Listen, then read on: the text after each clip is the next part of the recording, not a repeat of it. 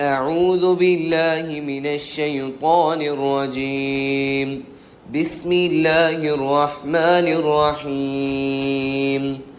الحمد لله الذي أنزل على عبده الكتاب ولم يجعل له عوجا قيما لينذر بأسا شديدا من لدنه ويبشر المؤمنين الذين يعملون الصالحات أن لهم أجرا حسنا ماكثين فيه أبدا وينذر الذين قالوا اتخذ الله ولدا ما له به من علم ولا لآبائهم كبرت كلمة تخرج من أفواههم إن يقولون إلا كذبا فلعلك باخع نفسك على آثارهم إن لم يؤمنوا بهذا الحديث أسفا إنا جعلنا ما على الأرض زينة لها لنبلوهم أيهم أحسن عملا وإنا لجاعلون ما عليها صعيدا جرزا أم حسبت أن أصحاب الكهف والرقيم كانوا من آياتنا عجبا إذ أوى الفتية إلى الكهف فقالوا ربنا آتنا من لدنك رحمة وهيئ لنا من أمرنا رشدا فضربنا على آذانهم في الكهف سنين عددا ثم بعثناهم لنعلم أي الحزبين أحصى لما لبثوا أمدا نحن نقص عليك نبأهم بالحق إنهم فتية آمنوا بربهم وزدناهم هدى وربطنا على قلوبهم إذ قاموا فقالوا ربنا رب السماوات والأرض لن ندعو من دونه إلها لقد قلنا إذا شططا هؤلاء قوم اتخذوا من دونه آلهة لولا يأتون عليهم بسلطان بين فمن أظلم ممن افترى على الله كذبا وإذ اعتزلتموهم وما يعبدون إلا الله فأووا إلى الكهف ينشر لكم ربكم من رحمته ويهيئ لكم من أمركم مرفقا وترى الشمس إذا طلعت تزاور عن كهفهم ذات اليمين وإذا غربت تقرضهم ذات الشمال وهم في فجوة منه ذلك من آيات الله من يهد الله فهو المهتد ومن يضلل فلن تجد له وليا مرشدا وتحسبهم أيقاظا وهم رقود ونقلبهم ذات اليمين وذات الشمال وكلبهم باسط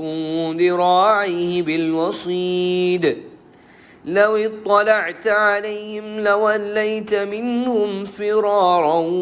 ولملئت منهم رعبا وكذلك بعثناهم ليتساءلوا بينهم قال قائل منهم كم لبثتم قالوا لبثنا يوما أو بعض يوم قالوا ربكم أعلم بما لبثتم فبعثوا أحدكم بورقكم هذه إلى المدينة فلينظر أيها أزكى طعاما فليأتكم برزق منه وليتلطف ولا يشعرن بكم أحدا إنهم إن يظهروا عليكم يرجموكم أو يعيدوكم في ملتهم ولن تفلحوا إذن أبدا وكذلك أعثرنا عليهم ليعلموا أن وعد الله حق وأن الساعة لا ريب فيها إذ يتنازعون بينهم أمرهم فقالوا ابنوا عليهم بنيانا ربهم أعلم بهم قال الذين غلبوا على أمرهم لنتخذن عليهم مسجدا سيقولون ثلاثة رابعهم كلبهم ويقولون خمسة سادسهم كلبهم رجما بالغيب ويقولون سبعة وثامنهم كلبهم قل ربي أعلم بعدتهم ما يعلمهم إلا قليل فلا تمار فيهم إلا مراء ظاهرا ولا تستفت فيهم منهم أحدا ولا تقولن لشيء إني فاعل ذلك غدا إلا أن يشاء الله واذكر ربك إذا نسيت وقل عسى أن يهديني ربي لأقرب من هذا رشدا ولبثوا في كهفهم 300 سنين وازدادوا 9 قل الله أعلم بما لبثوا له غيب السماوات والأرض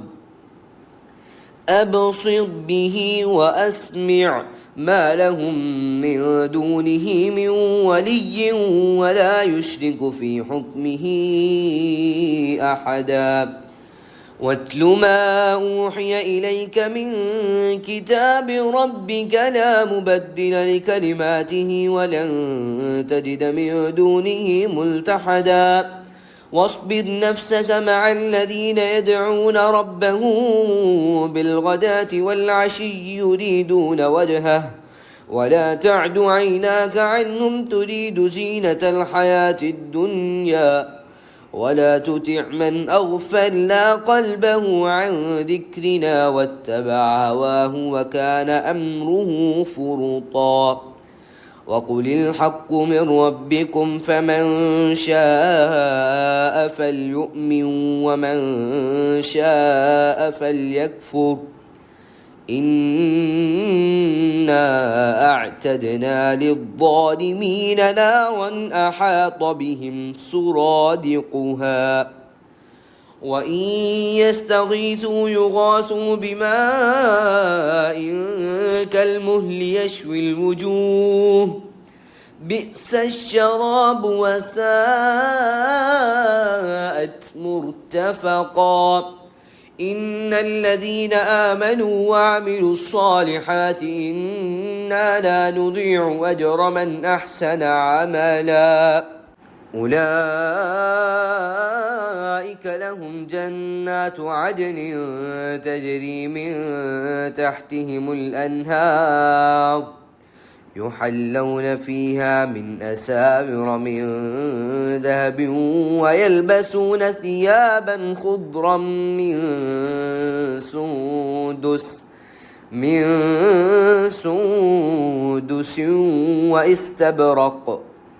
واستبرق متكئين فيها على الأرائك نعم الثواب وحسنت مرتفقا واضرب لهم مثلا الرجلين جعلنا لأحدهما جنتين من أعناب وحففناهما بنخل وجعلنا بينهما زرعا كلتا الجنتين آتت أكلها ولم تظلم منه شيئا وفجرنا خلالهما نهرا وكان له ثمر فقال لصاحبه وهو يحاوره أنا أكثر منك مالا وأعز نفرا ودخل جنته وهو ظالم لنفسه قال ما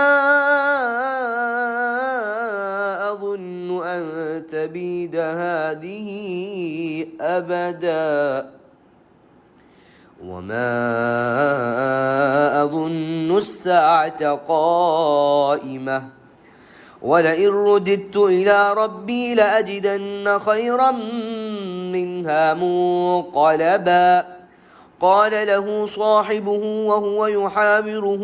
أكفرت بالذي خلقك من تراب ثم من نطفة ثم سواك رجلا لكن هو الله ربي ولا أشرك بربي أحدا ولولا إذ دخلت جنتك قلت ما شاء الله لا قوة إلا بالله إن ترني أنا أقل منك مالا وولدا فعسى ربي أن يؤتيني خيرا من جنتك ويرسل عليها حسبانا من السماء فتصبح صعيدا زلقا أو يصبح ماؤها غورا فلن تستطيع له طلبا وأحيط بثمره فأصبح يقلب كفيه على ما أنفق فيها وهي خاوية على عروشها ويقول يا ليتني لم أشرك بربي أحدا ولم تكن له فئة ينصرونه من دون الله وما كان منتصرا هنالك الولاية لله الحق هو خير ثوابا وخير عقبا واضرب لهم مثل الحياة الدنيا كماء إن أنزلناه من السماء فاختلط به نبات الأرض فأصبح هشيما تذروح الرياح وكان الله على كل شيء مقتدرا المال والبنون زينة الحياة الدنيا والباقيات الصالحات خير عند ربك ثوابا وخير أملا ويوم نسير الجبال وترى الأرض بارزة وحشرناهم فلم نغادر منهم أحدا وعرضوا على ربك صفا لقد جئتمونا كما خلقناكم أول مرة بل زعمتم أن لن نجعل لكم موعدا ووضع الكتاب فترى المجرمين مشفقين مما فيه ويقولون يا ويلتنا ما لهذا الكتاب لا يغادر صغيرة ولا كبيرة إلا أحصاها ووجدوا ما عملوا حاضرا ولا يظلم ربك أحدا وإذ قلنا للملائكة اسجدوا لآدم فسجدوا إلا إبليس كان من الجن ففسق عن أمر ربه أفتتخذونه وذريته أولياء من دوني وهم لكم عدو بئس للظالمين بدلا ما أشهدتهم خلق السماوات والأرض ولا خلق أنفسهم وما كنت متخذ المضلين عضدا ويوم يقول نادوا شركائي الذين زعمتم فدعوهم فلم يستجيبوا لهم وجعلنا بينهم موبقا ورأى المجرمون النار فظنوا أنهم مواقعوها ولم يجدوا عنها مصرفا ولقد صرفنا في هذا القرآن للناس من كل مثل وكان الإنسان أكثر شيء جدلا وما منع الناس أن يؤمنوا إذ جاءهم الهدى ويستغفروا ربهم إلا أن تأتيهم سنة الأولين أو يأتيهم العذاب قبلا وما نرسل المرسلين إلا مبشرين ومنذرين ويجادل الذين كفروا بالباطل ليدحضوا به الحق واتخذوا آياتي وما أنذروا هزوا ومن أظلم ممن ذكر بآيات ربه فأعرض عنها ونسي ما قدمت يداه إنا جعلنا على قلوبهم أكنة أن يفقهوه وفي آذانهم وقرا وإن تدعهم إلى الهدى فلن يهتدوا إذا أبدا وربك الغفور ذو الرحمة لو يؤاخذهم بما كسبوا لعجل لهم العذاب بل لهم موعد لن يجدوا من دونه موئلا وتلك القرى أهلكناهم لما ظلموا وجعلنا لمهلكهم موعدا وإذ قال موسى لفتاه لا أبرح حتى أبلغ مجمع البحرين أو أمضي حقبا فلما بلغا مجمع بينهما نسيا حوطهما فاتخذ سبيله في البحر سربا فلما جاوزا قال لفتاه آتنا غداءنا لقد لقينا من سفرنا هذا نصبا قال أرأيت إذ أوينا إلى الصخرة فإني نسيت الحوت وما أنسانيه إلا الشيطان أن أذكره واتخذ سبيله في البحر عجبا قال ذلك ما كنا نبغي فارتدا على آثارهما قصصا فوجدا عبدا من عبادنا آتيناه رحمة من عندنا وعلمناه من لدنا علما قال له موسى هل أتبعك على أن تعلمني مما علمت رشدا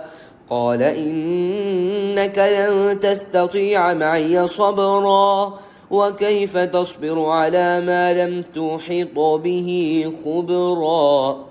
قال ستجدني إن شاء الله صابرا ولا أعصي لك أمرا قال فإن اتبعتني فلا تسألني عن شيء حتى أحدث لك منه ذكرا فانطلقا حتى إذا ركبا في السفينة خرقها قال أخرقتها لتغرق أهلها لقد جئت شيئا إمرا قال ألم أقل إنك لن تستطيع معي صبرا قال لا تؤاخذني بما نسيت ولا ترهقني من أمري عسرا فانطلقا حتى إذا لقيا غلاما فقتله قال أقتلت نفسا زكية بغير نفس لقد جئت شيئا نكرا قال ألم أقل لك إنك لن تستطيع معي صبرا قال إن سألتك عن شيء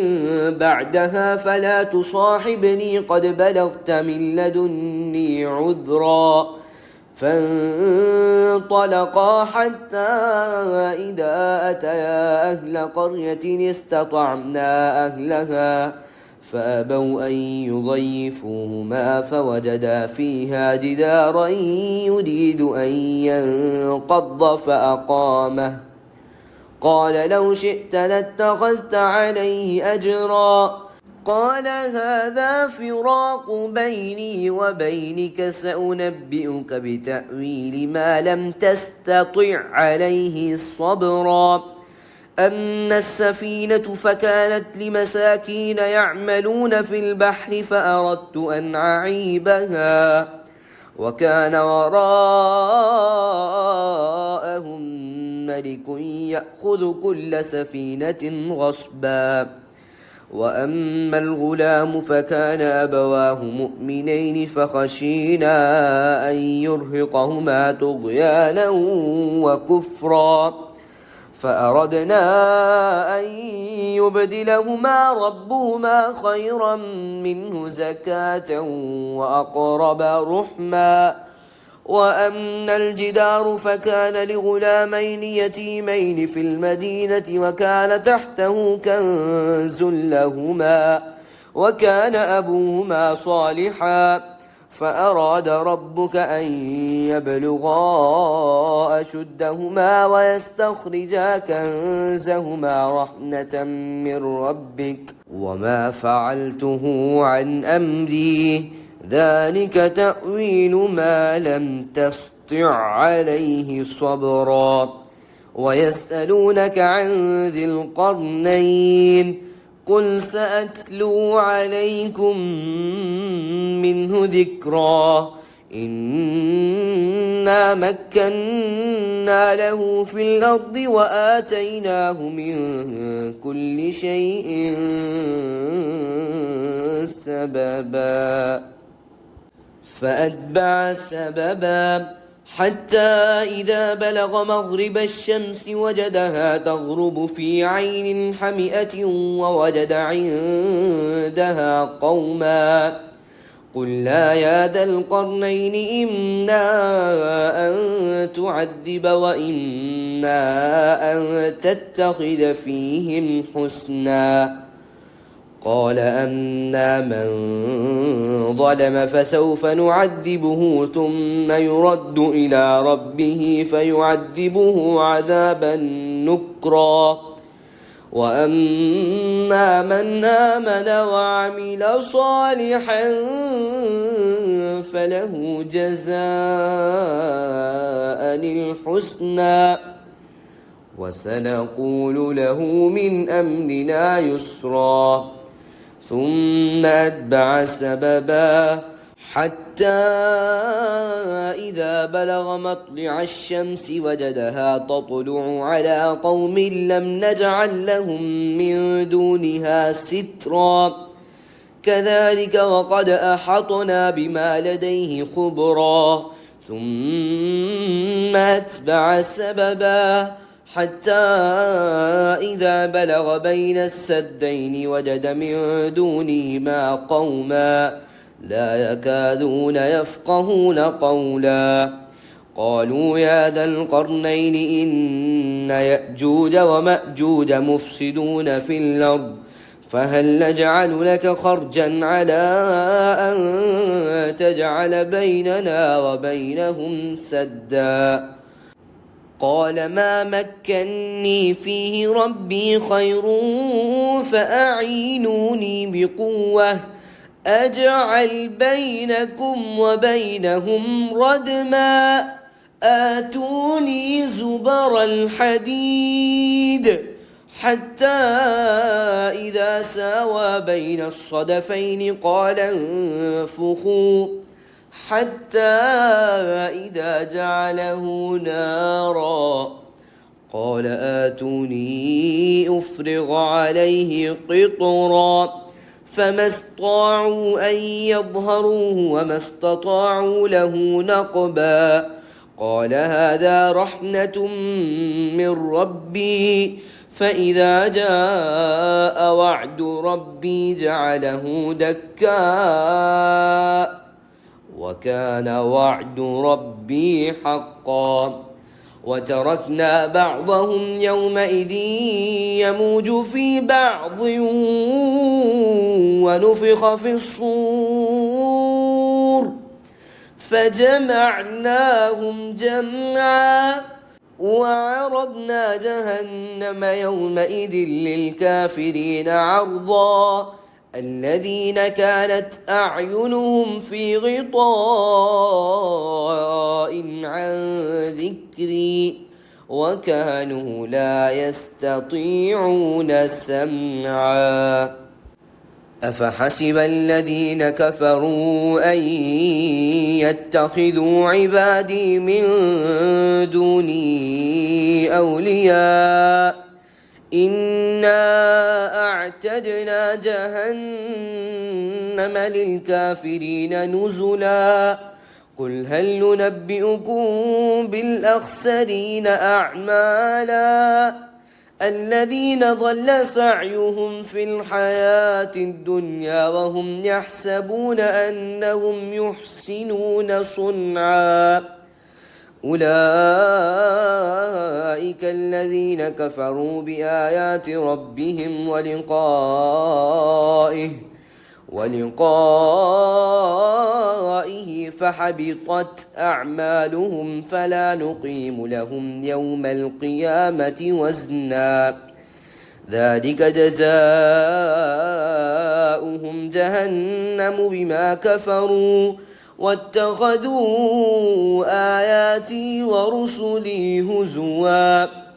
إن الذين آمنوا وعملوا الصالحات كانت لهم جنات الفردوس نزلا خالدين فيها لا يبغون عنها حولا قل لو كان البحر مدادا لكلمات ربي لنفد البحر قبل أن تنفد كلمات ربي ولو جئنا بمثله مددا قل إنما أنا بشر مثلكم يوحى إلي أنما إلهكم إله واحد فمن كان يرجو لقاء ربه فليعمل عملا صالحا